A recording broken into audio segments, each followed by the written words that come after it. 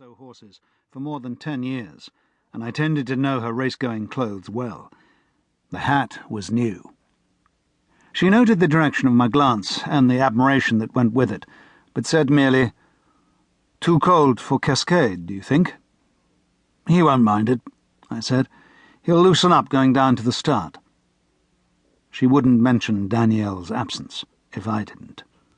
Always reticent, sheltering her thoughts behind long eyelashes, the princess clung to civilized manners as if to a shield against the world's worst onslaughts, and I'd been in her company enough not to undervalue her chosen social facades.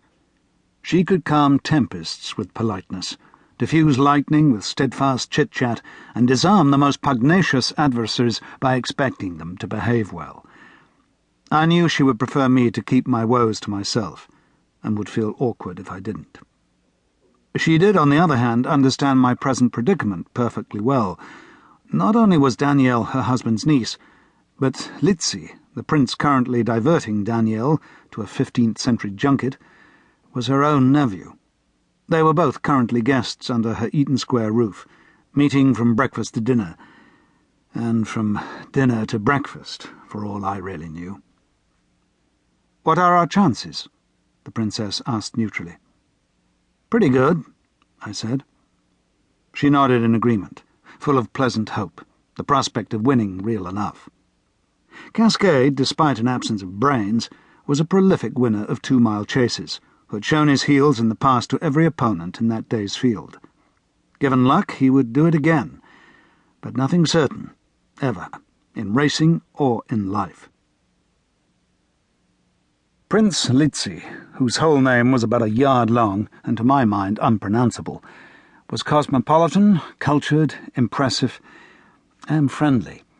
He spoke perfect idiomatic English with none of his aunt's thickened consonants, which was hardly surprising, as he'd been born after his royal grandparents had been chased off their throne and had spent much of his childhood in England. He lived now in France, but I'd met him a few times over the years when he'd visited his aunt and escorted her to the races, and I liked him in a vague way, never knowing him well.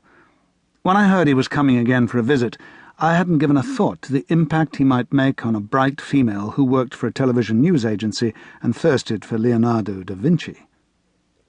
"Kit," the princess said. I retrieved my attention from the Lake District and focused on the calmness in her face. "Well," I said, "some races are easier than others." "Do your best." "Yes." Our pre-race meetings over the years had developed into short, comfortable interludes in which little was said, but much understood.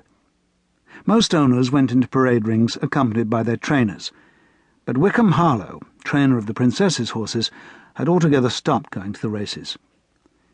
Wickham, growing old, couldn't stand the incessant winter journeys. Wickham, shaky in the memory and jerky in the knees, nevertheless still generated the empathy with horses that had put him straight into the top rank from the beginning.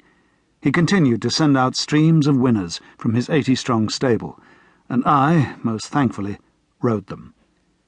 The princess went indomitably to the races in all weathers, delighting in the prowess of her surrogate children, planning their futures, recalling their pasts, filling her days with an unflagging interest.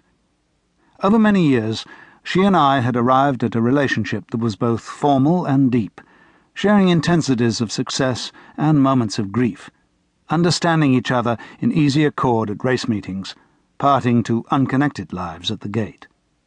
Unconnected, that is to say, until the previous November, when Danielle had arrived from America to take up her London posting, and ended up in my bed.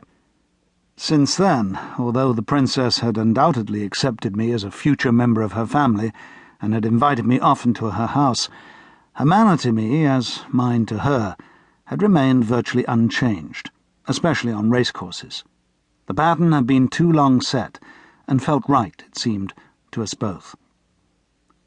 "Good luck," she said lightly, when the time came for mounting, and Cascade and I went down to the start, with him presumably warming up for the canter, but as usual sending no telepathic messages about his feelings.